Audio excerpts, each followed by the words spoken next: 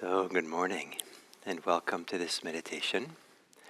I'd like to begin today with a quote from the Dhammapada, one of the more famous quotes in Buddhism. I hope it's one of the more famous ones. Hate is never overcome by hate. By love alone is hate overcome. This is the ancient truth. And so this call on love in contrast to hate, this is one of the fundamentally important issues for humanity to address. In our kind of human nature, or our human natures, all the different ways that we are as humans, one of the capacities we have is to hate. And one of the capacities we have is to love. And often those two are set in opposition. But maybe the deeper form of love doesn't oppose them, but is able to hold them all in a wise way.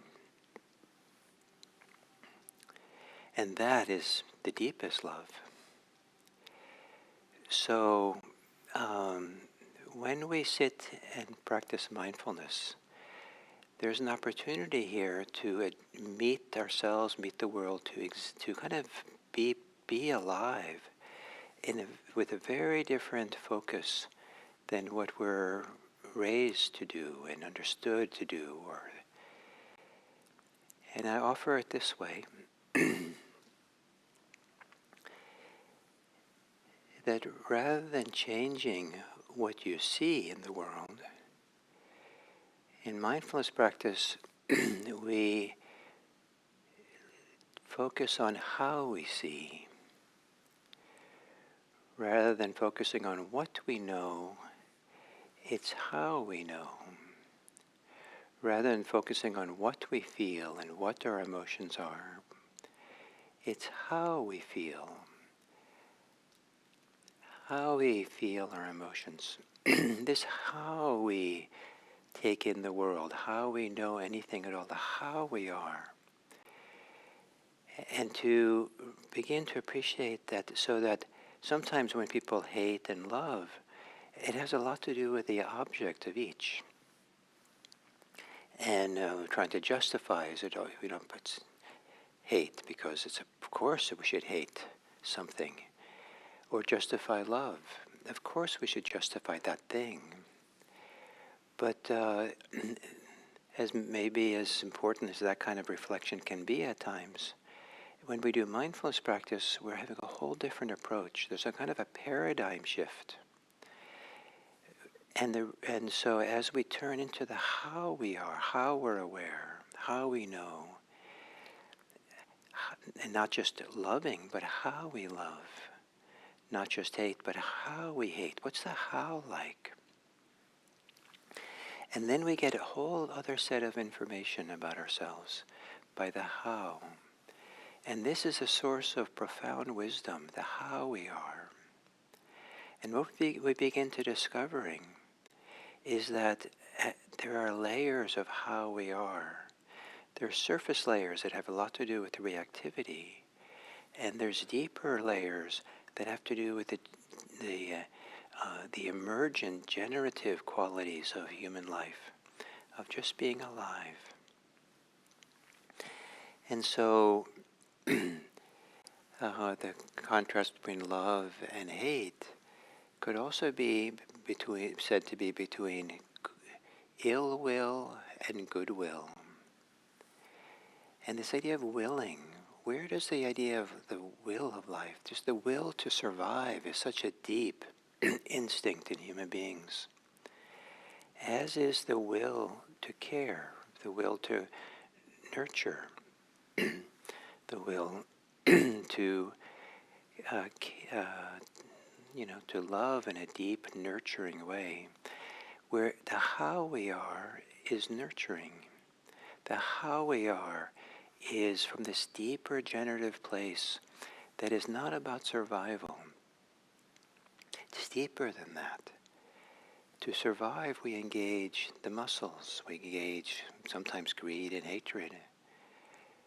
To nourish life, to nurture it, we involve in something deeper, the how, where there's a willingness, there's a will, there's a movement of the good will, good motivation. And how we find that deeper one is in the how. How we're mindful. That opens the door to begin discovering what's depth within us. So to assume a meditation posture, and part of this emphasis on posture is for each person to find a posture that's right for you, that begins giving you a fuller, deeper contact with your full humanity, your deeper humanity, with a degree of confidence, with a degree of being here, taking us with all of who you are in a confident, clear way. So there's room for what's the deeper movements of nurturing, caring, to be present. And gently closing your eyes. One of the reasons to close our eyes in meditation is to shift our focus from what we see,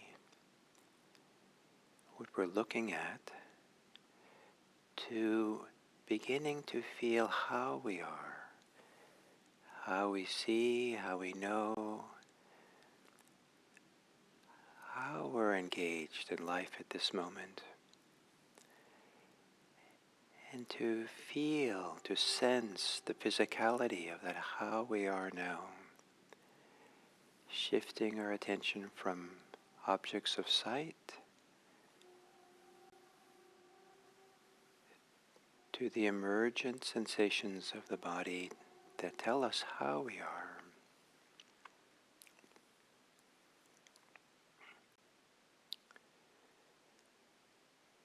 And then to gently take a few long, slow, deep breaths.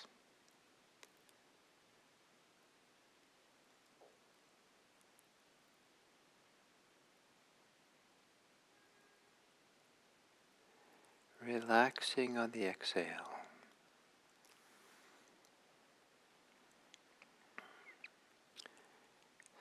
Sometimes exhaling longer than you would normally might allow for a further relaxing the shoulders,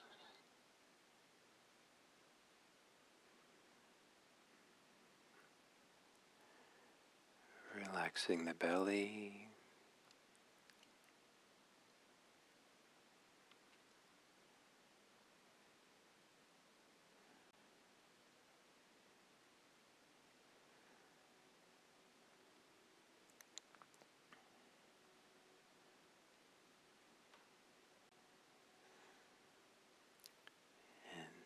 and letting your breathing return to normal.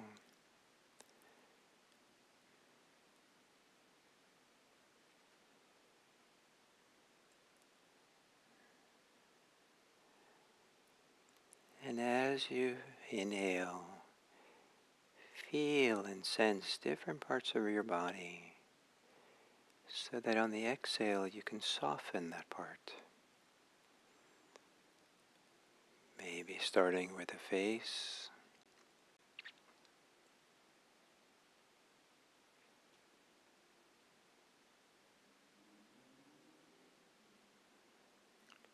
relaxing the face,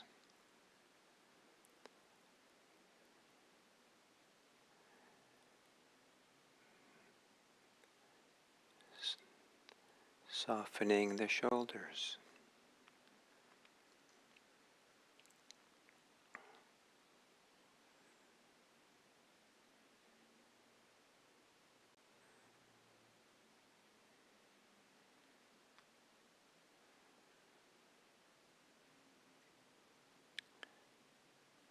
Feeling the chest, the area of the heart, and then relaxing there.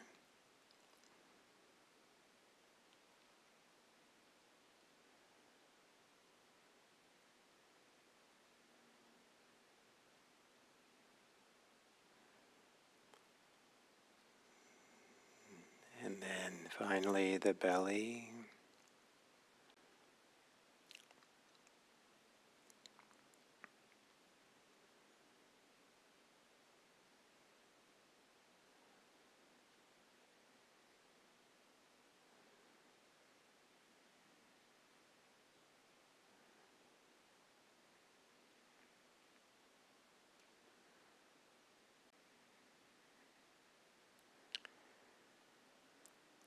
And then do the same for the mind, the thinking mind.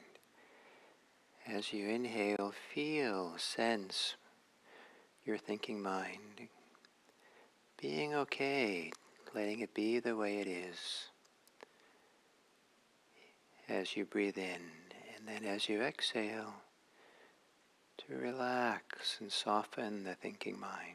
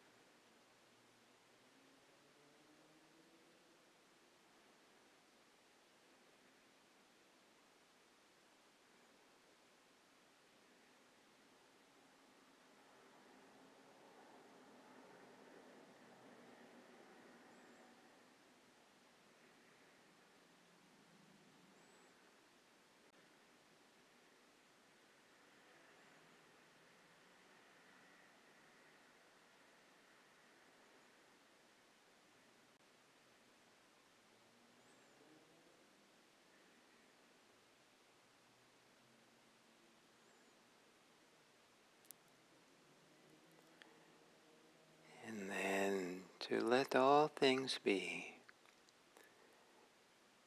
And in the middle of it all, to become aware of how sensations of breathing appear in your body, in your belly or chest, or maybe in the nostrils.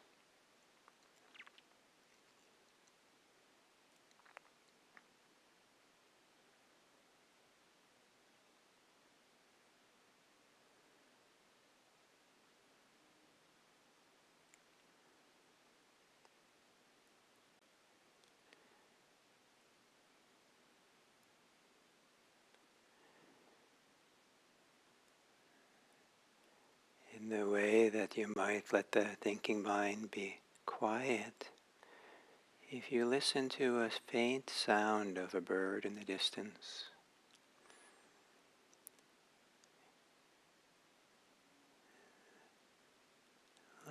your inner life become quieter. So there's more space in awareness to feel and sense the body breathing.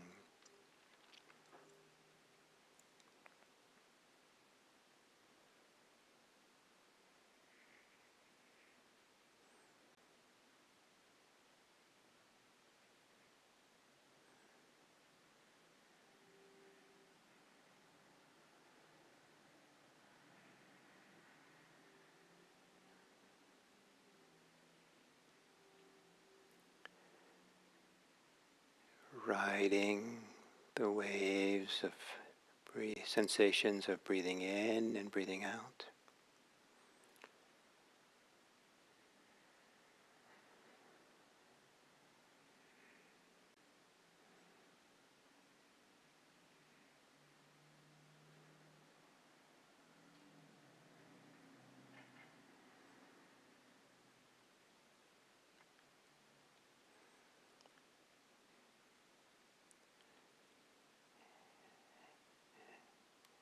And staying connected to the experience of breathing, letting the body reveal sensations of breathing as you sit here.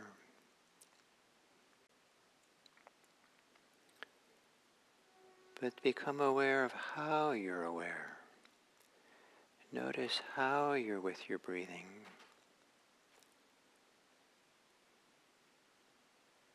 And can you become aware calmly,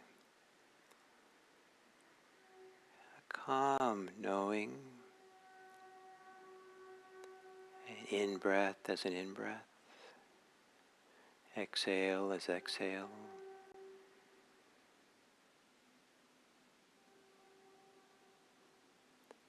A calm sensing the sensations of breathing.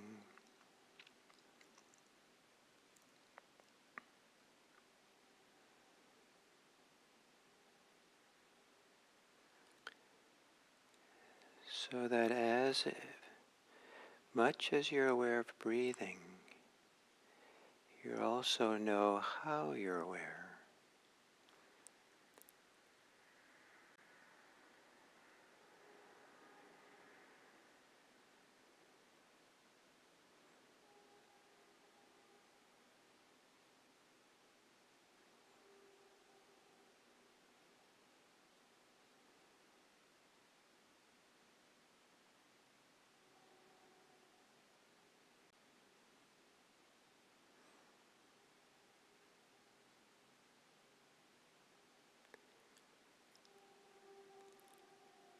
And if the how you know breathing, how you're aware,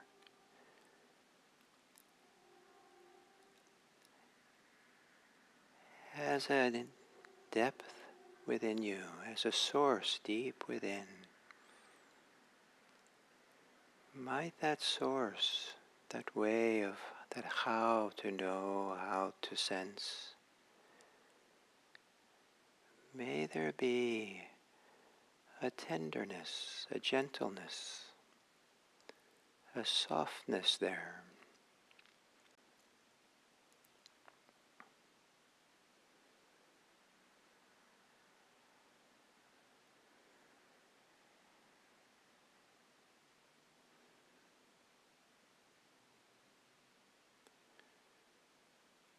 Might there be some warmth or love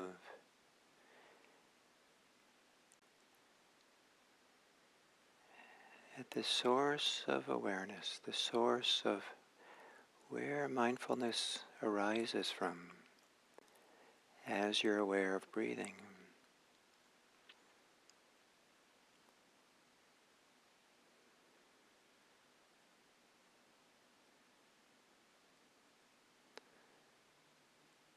Not a love or warmth that is dependent on breathing, but a warmth, a nourishment, nurturing, that just is, maybe without a reason.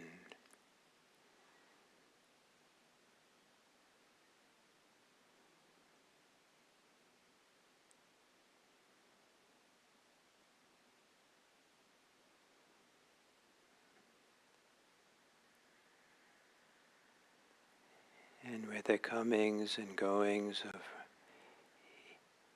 inhale and exhale, like waves, there's also the waves of gentle, sweet mindfulness, awareness.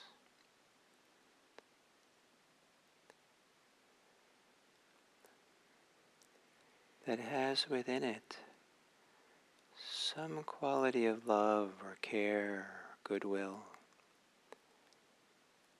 that's not dependent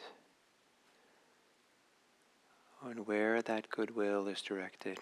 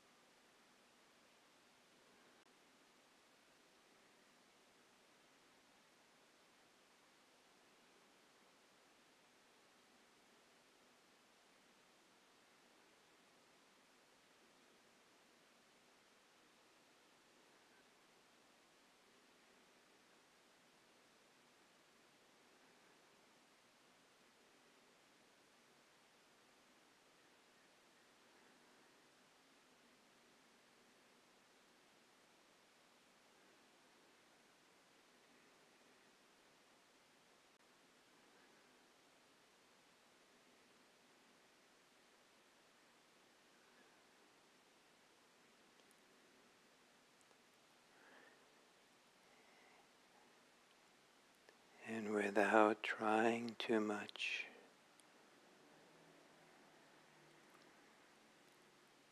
Might their awareness of whatever is going on be a warm-hearted awareness? Might it contain within it love, care, kindness that has nothing to do with having a reason or being in love with what you're focusing on. But it's deeper, doesn't need a reason.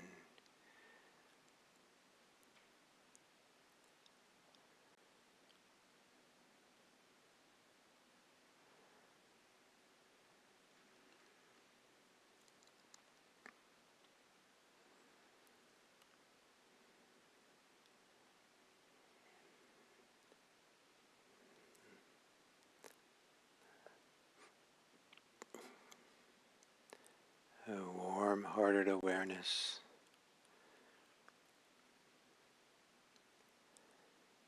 that is satisfying in itself.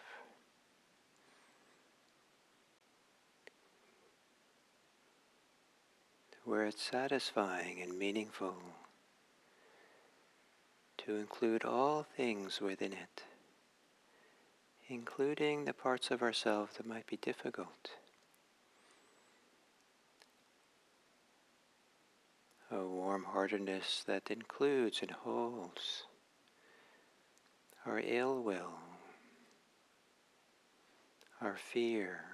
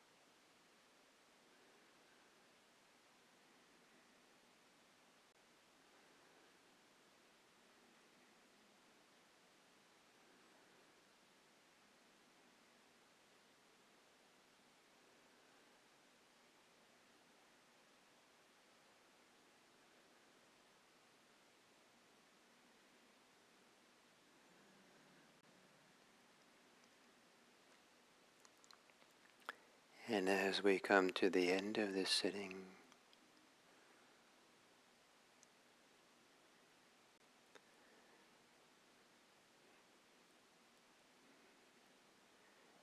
to allow whatever warm-heartedness you have to be released out into the world.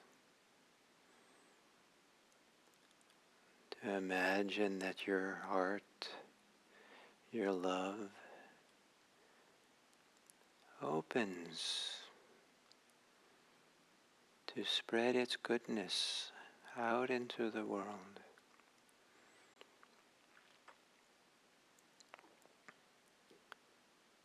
That with your imagination, your goodwill travels across the land, out beyond the spot you're sitting, into the neighborhoods and communities and across the land,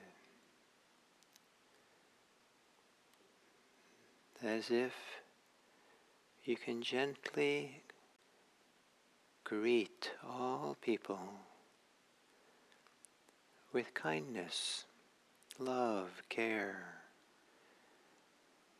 letting them know that they're seen and known and appreciated, and that there's someone who cares.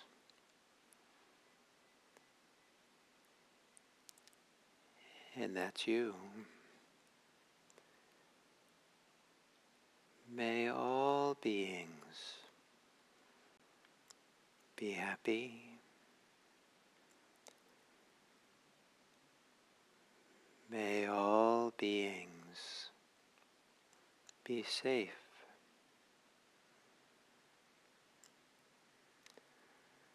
May all beings live at peace.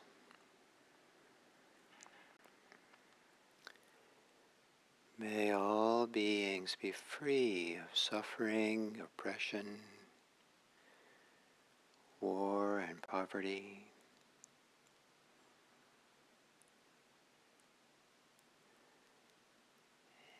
And may each of us, in the way that's right for us,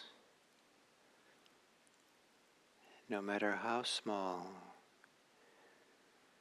contribute to the happiness, safety, peace, and freedom of others. May all beings be happy.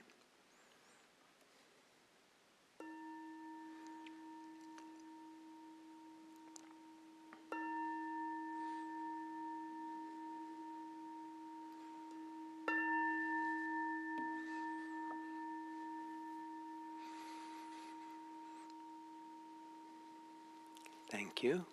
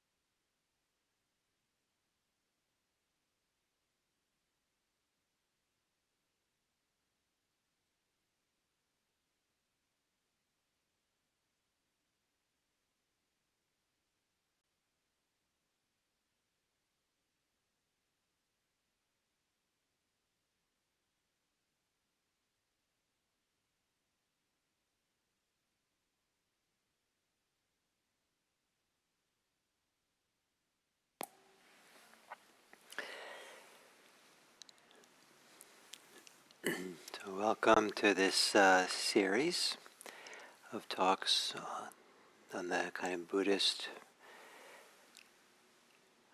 ideas of love as I've come to understand them. And love is one of the really important central aspects of Buddhism and Buddhist practice. Sometimes it's expressed through the idea of metta or kindness, loving kindness, goodwill. Sometimes it's expressed through the idea of compassion. And sometimes it's expressed towards some kind of basic nurturing care that we can have that's maybe deeper and maybe simpler than both loving kindness and compassion. But one way or the other, love is at the center of it all. And so exploring it, discovering it, not assuming that we know everything about love, but to be engaged in an ever-growing, deepening discovery of what it is and all its parameters and ways and means. And certainly for me, it's been one of the great joys of these decades of Buddhist practice, is to keep discovering new areas, new ways that this operates for us, new capacities for love, for care. And so, as I said in the meditation, there's a famous verse in Dhammapada that goes, hate is never overcome by hate. By love alone is hate overcome. This is the ancient truth. And we know all too much and all too painfully how much hate there is in this world, how much hate now exists in this country where many of us are in, the United States, how much hate there is elsewhere in the world, and how much violence, how much deep disrespect is saying it too lightly, ways in which people treat each other in this world. And it's very easy to hate hate. It's very easy to meet hate with more hate. But what is it like to overcome hate by love? And can we be motivated to do so, to discover what that is from this ancient teaching that hate isn't overcome by hate, by love alone is it overcome. And and we've seen, we see so much these cycles of hate that it goes on and on and on. Can there be cycles of love? So part of this reason I wanted to highlight this poem is that we don't want to condemn hate in this, or hate. To really transform it, we have to discover something about love and how to hold all of it with love. And I propose that my assumption is, it's actually a much harder thing to do than to meet hate with hate. And it requires much more from the person who's going to love, much more self-understanding, much more attention, much more discipline, much more strength to be able to do this in an effective and intelligent way. But one way or the other, part of that is to understand well hate or ill will itself. And that's one of the wonderful aspects of mindfulness practice, is that we want to be present for things. So if maybe we can't love our hate or love ill will, but in mindfulness practice, we want to step towards it and feel it and know it and have a non-reactive relationship to it, not to give into it, but in order to not give into it, but to respect that even ill will, even hate, represents something very deep in us, a very important part of a human being. And to condemn it, we might actually create the very conditions to perpetuate it. Because in order to have ill will, we're kind of living in a very limited way. We're living on the surface of our whole psychophysical human being. We're not allowing the full range of who we are to be here. But condemnation is the same thing. It limits us. There's this art of becoming present and attentive to ill will, to hatred, not to give into it, as I said, but rather to be part of this movement, to be inclusive, to be able to feel and sense the fullness of our humanity. I understand hatred and ill will to partly be a survival mechanism, and when we live for the purpose of survival, we're kind of living in our muscles, living on the surface of experience, ready to react, ready to fight, ready to run away. And sometimes that's effective. Sometimes hate manages to succeed in getting rid of what is hated. But the cost is huge. But if we begin opening up to the fullness of ourselves and settle on ourselves, then it's no longer about survival.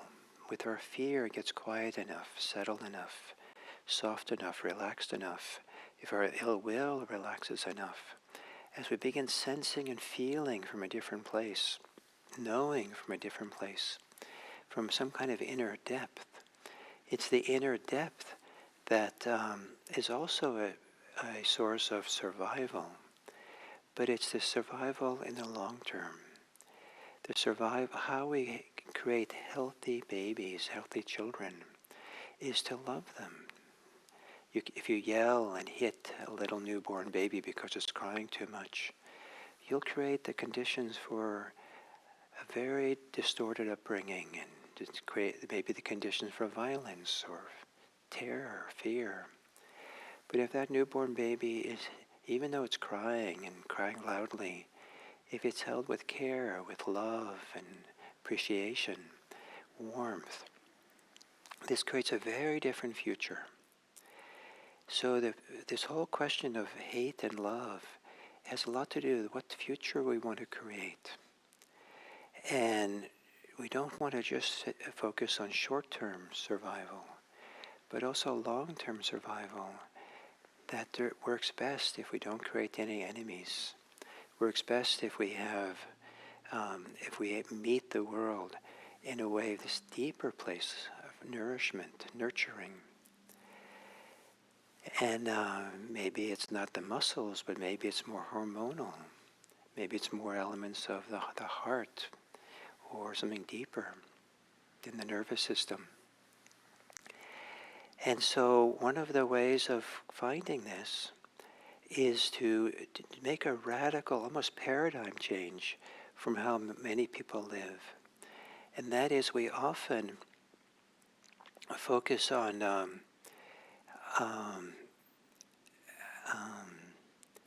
the objects of attention, what we can see, what we can know, what we're thinking about. And of course that's an important part of life.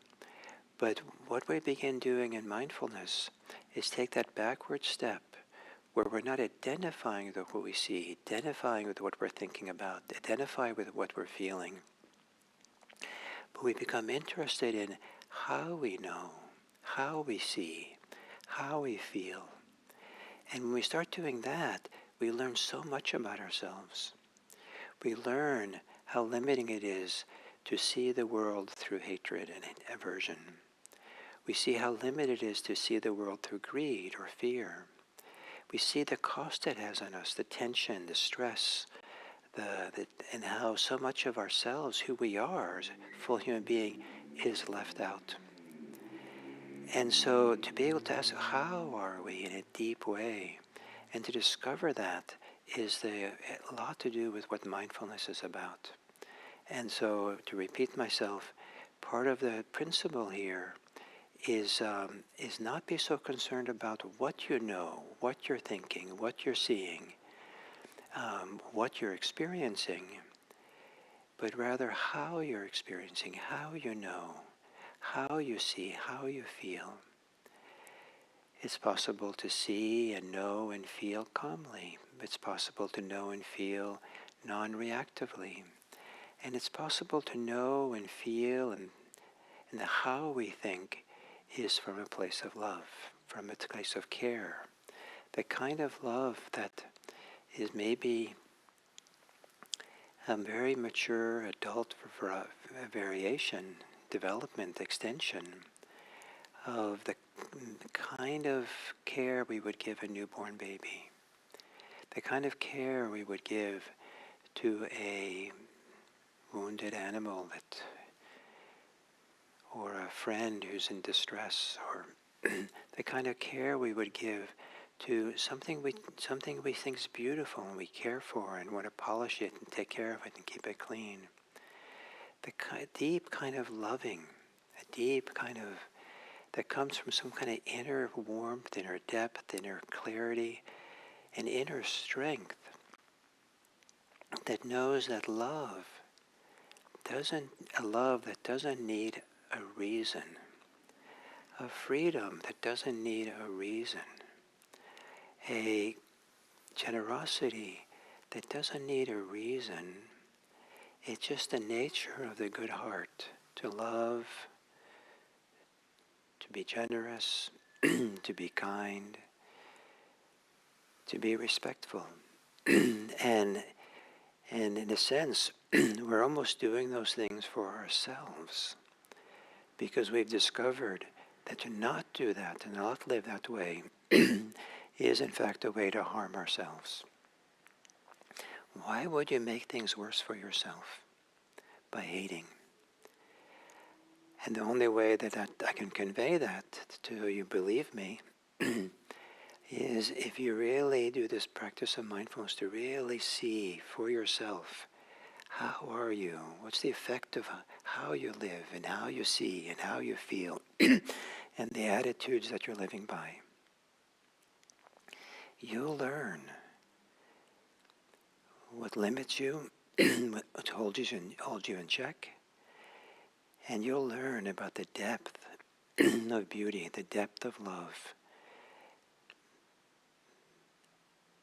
that you can offer to the world.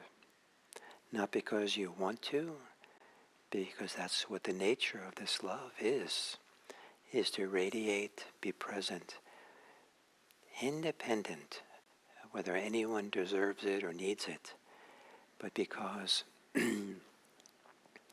it's kind of our nature, this deep, nurturing nature that we see in new parents, that we see in how we care for maybe an aging relative on their deathbed, dying peacefully, but us caring gently for them.